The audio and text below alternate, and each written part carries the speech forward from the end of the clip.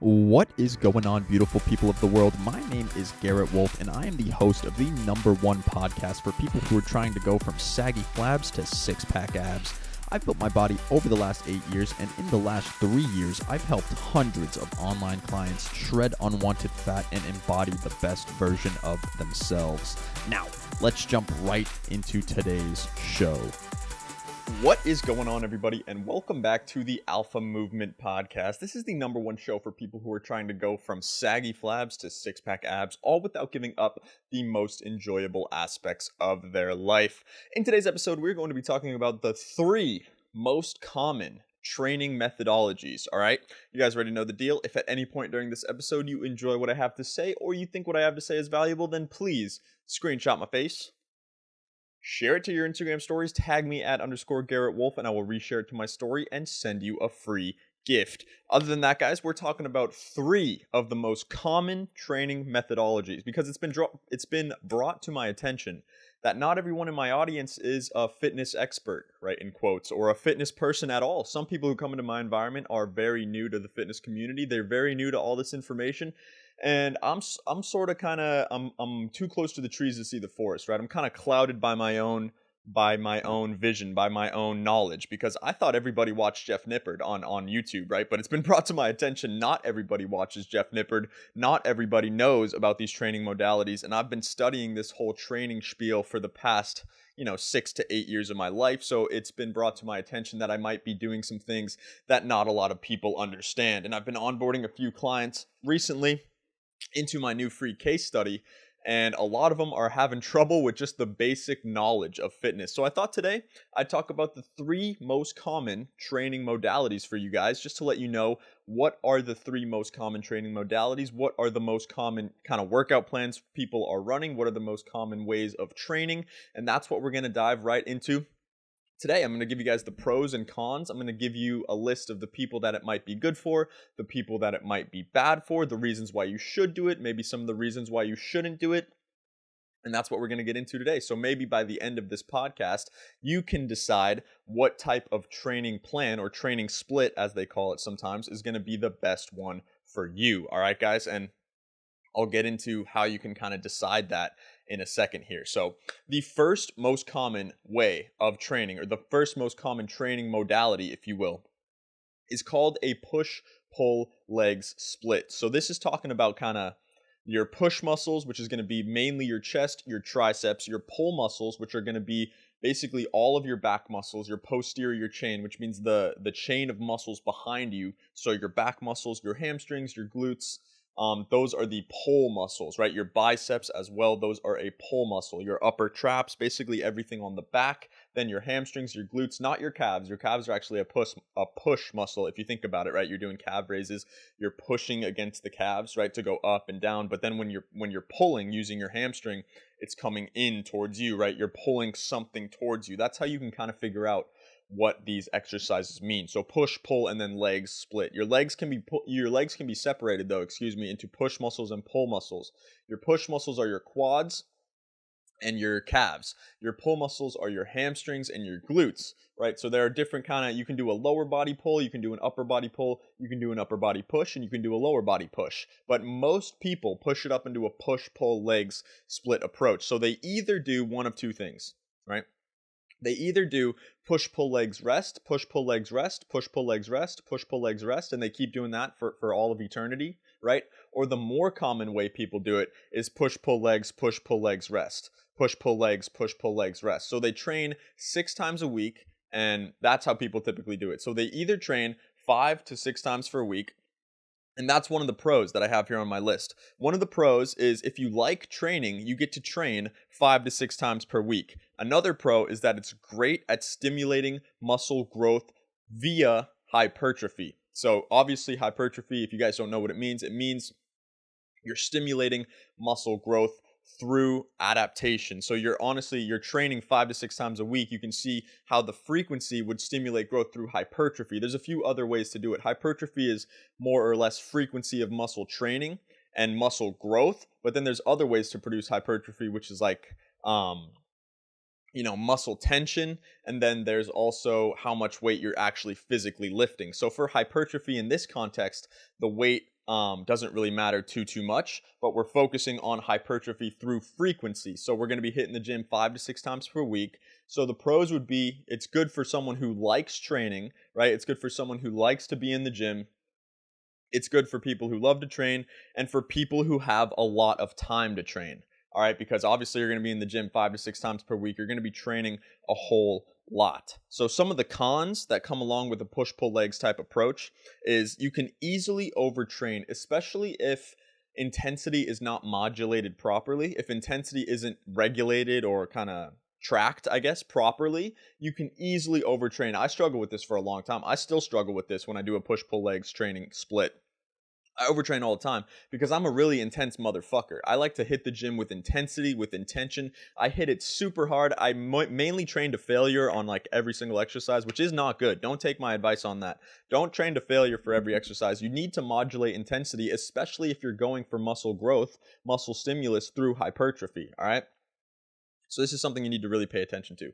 So you can easily overtrain. Another con is there's not much room for recovery. Obviously, you're training 5 to 6 times per week, so there's going to be minimal recovery. Again, so if intensity isn't modulated properly, you're going to be sore every single workout, which kind of sucks, honestly. It's not very fun to hit squats 2 times per week when you're still sore from the first workout that you hit that week, really. It's not that fun at all. Or it's not fun to do deadlifts when you trained hamstrings 2 days prior and they're still incredibly sore and now you have to pick up like something incredibly heavy, right? So this is something that needs to be modulated and regulated when you're on a push-pull leg split.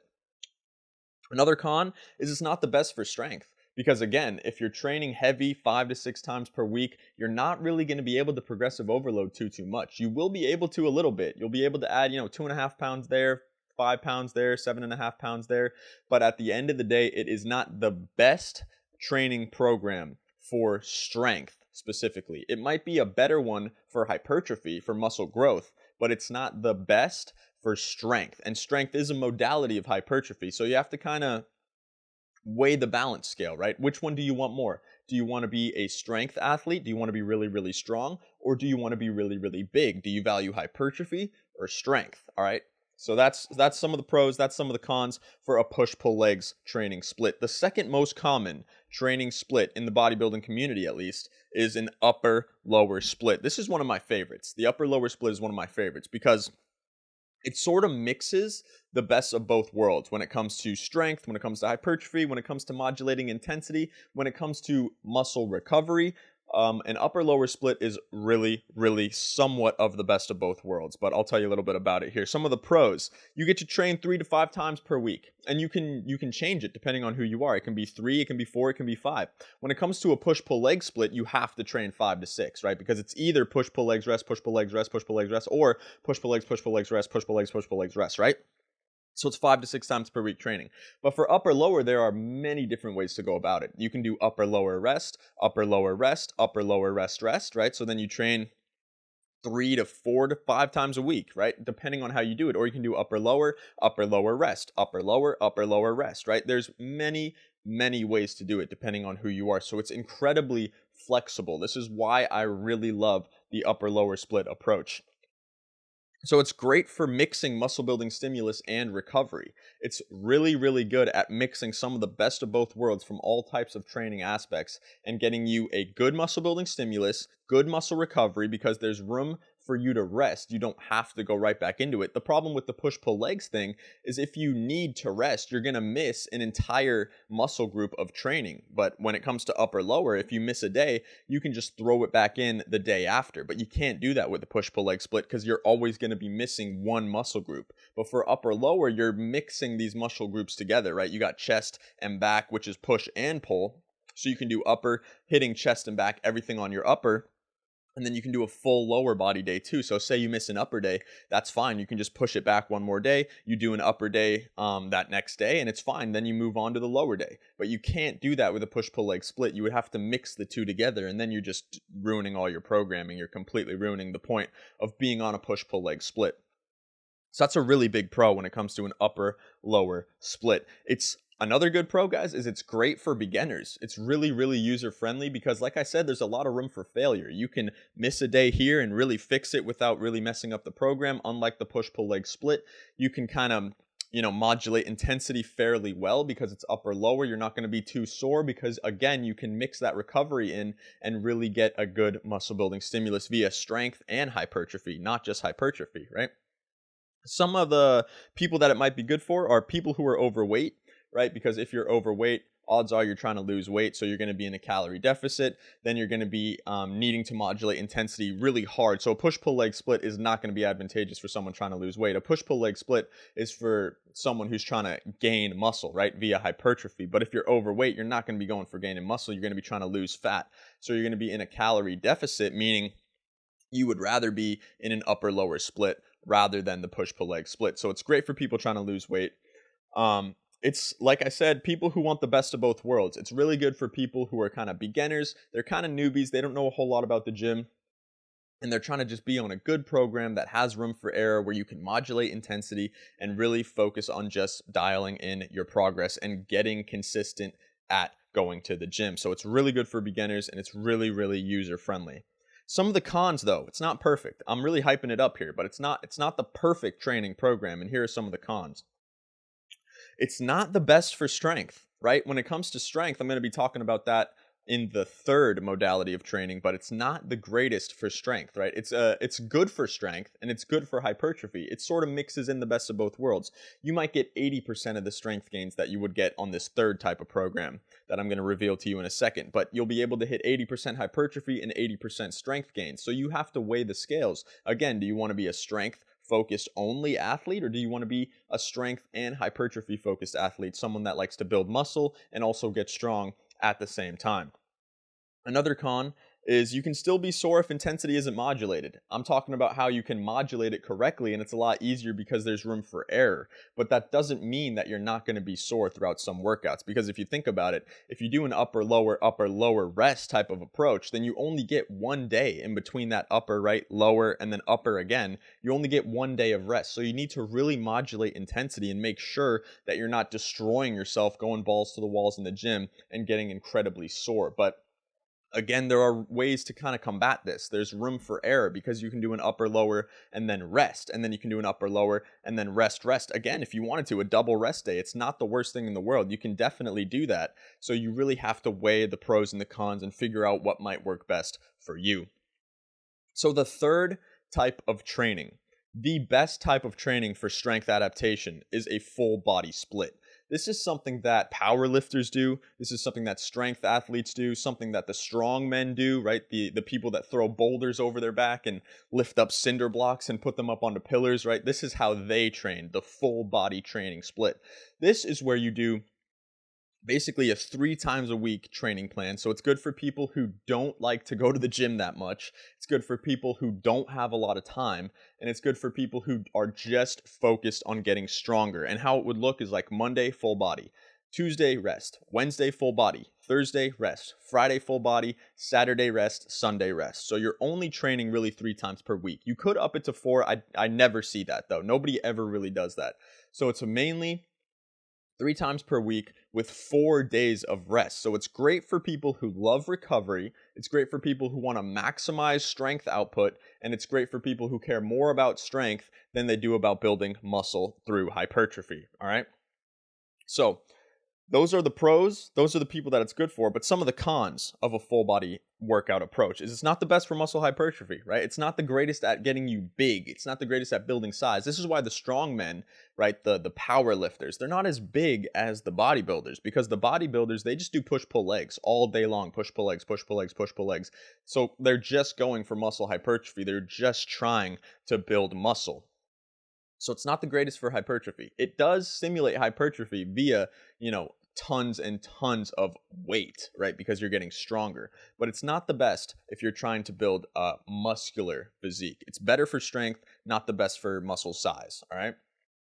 Another con is the workouts are incredibly tiring. You may only be working out 3 times per week, but the workouts are incredibly tiring because you're hitting your full body. You're hitting your entire body head to toe, and it's going to be incredibly tiring because you're going to be doing a lot of full body lifts. You're still going to be doing full body lifts, going for strength again, so you're going to be pulling some heavy stuff. You're going to be lifting heavy weight, and it's going to be incredibly tiring and taxing on your body when you are actually hitting the physical workouts. But then again, you get 4 days of rest and only 3 days of training. So you have to kind of, weigh the options on the seesaw. Are you someone that wants to hit the gym super hard when you do, and then, bask in your glory at home when you're allowed to rest? Or are you someone who wants to hit a little bit lighter, maybe do a push-pull legs approach and, modulate intensity correctly and then hit the gym 5 to 6 times per week?